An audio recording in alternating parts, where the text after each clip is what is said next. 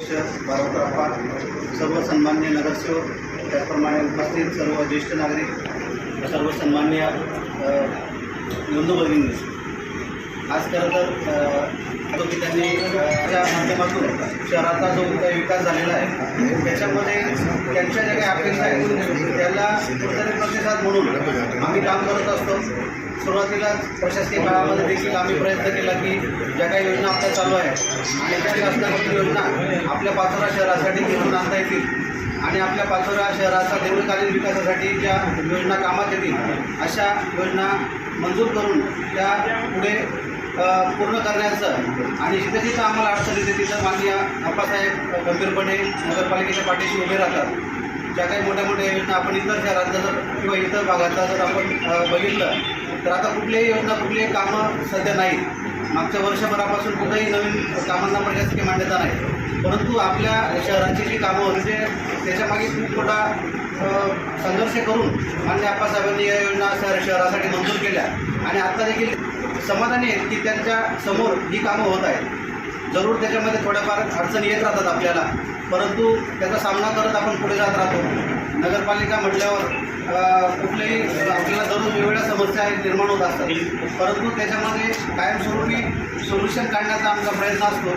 माझ्या स्टाफला देखील माझ्या सूचना असतात की आपल्याकडे जो नागरिक येतो त्याचं म्हणणं आत्ताच आपण जर सांगितलं राजारामांनी किंवा त्यांचं आपलं म्हणणं ऐकून घेतलं पाहिजे. लोकांच्या अपेक्षा लोक आपल्यापर्यंत इथं येतात, त्यांचा वेळ खर्च करून येतात, तर त्या विनाकामाचं कोणी येत नाही. तर आपल्याकडे जी व्यक्ती आली त्याचं कमीत कमी आपण ऐकून घेतलं पाहिजे आणि आपल्या क्षमतेमध्ये जर ते काम असेल आपल्याला जर ते तात्काळ सोडवता असेल तर तात्काळ आपण सोडवलं पाहिजे किंवा त्याला जर वेळ लागणार असेल तर त्याचं प्लॅनिंग आपण केलं पाहिजे.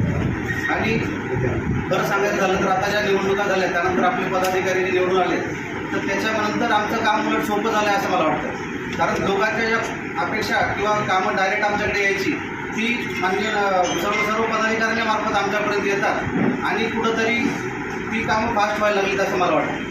कारण बऱ्याचदा नागरिक संकोचतात आमच्यापर्यंत यायला, परंतु नगरसेवकांच्या माध्यमातून ते अतिशय चांगल्या पद्धतीने आपल्यापर्यंत त्यांच्या समस्या येतात आणि त्यांच्या ज्या काही अपेक्षा आहेत त्या आम्हाला ठळकपणे जाणवतात.